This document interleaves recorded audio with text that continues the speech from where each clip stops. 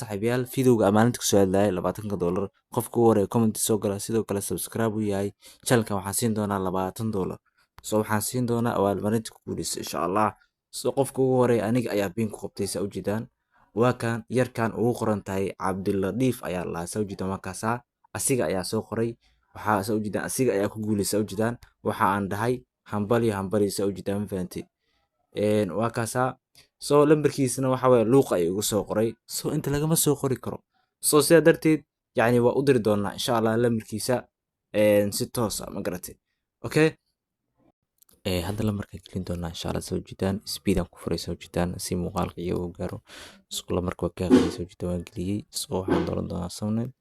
kadibna waxa yani biinka aan gelin doonaa insha Allah si toos ah hadda waan u dirnay 20